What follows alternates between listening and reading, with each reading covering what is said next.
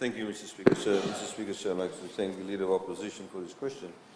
There is no doubt that Fiji must take advantage of its geographical location to become a transshipment hub, not just in terms of freight or cargo through the sea, but also through air, Mr. Speaker, sir. Mr. Speaker, sir, there are a number of factors that leads to a port becoming a transshipment hub. They are what we call the quantitative perspective or factors, and then you have non-quantitative factors. So, for example, things like costs associated with a particular transshipment hub. So, for example, things like time that it takes to actually do the transiting from one container, one ship to the other ship.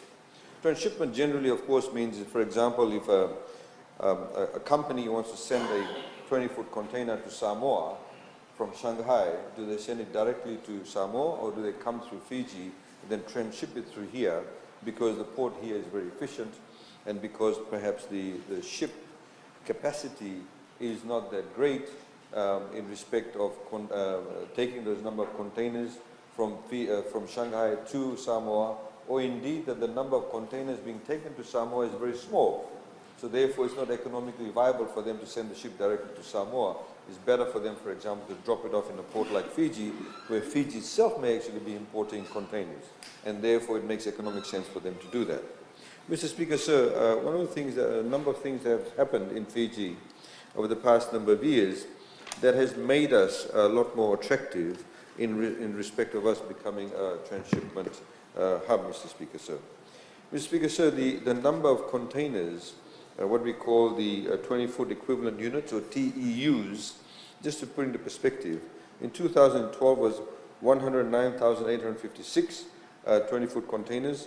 In 2017, it was 157,430, which is a 43% increase. And in 2008, it further increased by another 9,000 containers, recording another 6% increase. Now, obviously, there's a lot more containers than coming directly to Fiji, which makes it a lot more attractive for other containers that are destined for other destinations to be brought to Fiji and then sent from Fiji to those ports. The port tariff was reviewed in 2015, Mr. Speaker, sir.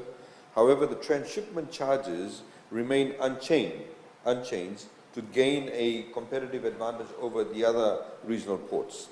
Mr. Speaker, sir, now the shipping lines are incurring lesser costs as a result of port efficiency improvements and fast turnaround times. And as you know, Mr. Speaker, sir, we got into a PPP with Ports Terminal Fiji Limited and also Fiji Ports Corporation Limited, which saw Aitken Spence coming into Fiji, which is a publicly listed company, of nearly a 200-year-old company, Fortune 200 company outside USA. Now, we also, Mr. Speaker, sir, saw a number of turnaround times, and I'll get into those details later. But what we also offer now, Mr. Speaker, sir, is what we call a 21-day free period, is offered for transshipment from point of discharge to point of loading, which is considerable cost saving for the shipping line. So, for example, they have a number of free days in Fiji. If they're bringing, for example, a container from China destined for Samoa through Fiji, then they are allowed a number of free days in Fiji before they transship it, before the ship comes to Fiji to take it to Samoa, which obviously makes it attractive. Similarly, as we have done, Mr. Speaker, sir, if somebody flies into Fiji, and if they stay in Fiji for 72 hours or less, they don't pay departure tax, which makes Fiji a lot more attractive as a transit point to go to other destinations by air. The vessel's waiting time to acquire a berth has considerably reduced, Mr. Speaker, sir, with the port productivity improvements. In 2012, Mr. Speaker, sir, as an example, an average berth waiting time for a vessel was 6.5 hours. By 2018, this is reduced to less than 1 hour.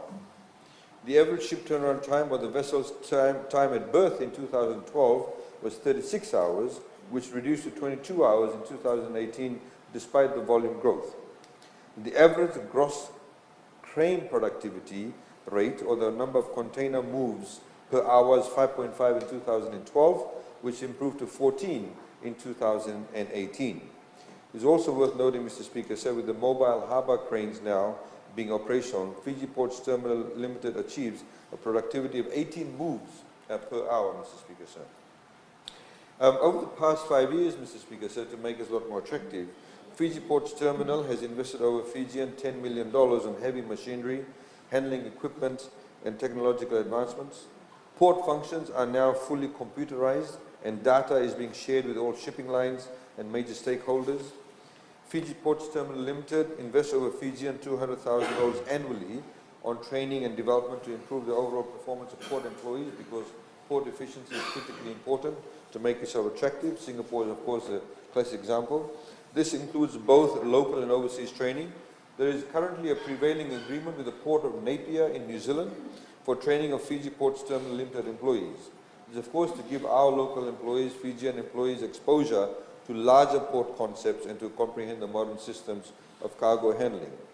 Before the end of this year, Mr. Speaker, sir, the Port of Suva will be equipped with 2 mobile harbour cranes, which will enable the Suva port to accommodate gearless vessels without ship cranes. This will enable Fiji ports to receive larger vessels with higher volumes. Port processes are now certified to ISO 9001 quality management systems, and the port master plan, Mr. Speaker, which I'd like to elaborate, is currently being developed with the Asian Development Bank. If we look at the port itself, Mr. Speaker, sir, is that the current situation of the port is that, in fact, it is becoming too small. So we have been discussing over the past few years to develop a major master plan. We're working with the ADB to have perhaps a relocation where you have a one-stop shop, where you'll have all your container ships, your fishing vessels, you have your slip repairs, you have maybe potentially shipbuilding, all in one location. But you use Suva Port as essentially only for the cruise liners to come in. A lot more salubrious environment for them. And of course, if anybody knows the port, 1/3 of the port cannot contain the heavy laden machinery or containers. So if you look at the port, driving from this end, when you cross the bridge, on the first part of the wharf, you'll never see any heavy machinery there, because the foundations over the number of decades have become quite weak. So in fact, it's a lot more inexpensive to actually have a complete relocation. And we believe, and the game plan is that because Fiji is a maritime nation, we need to ensure that we actually capitalize on a geographical location, capitalize on the fact that we have now got some good partners, and ensure that we further augment the potential economic growth and in fact advantages that we can get by having a dedicated new port. Thank you, Mr. Speaker, sir.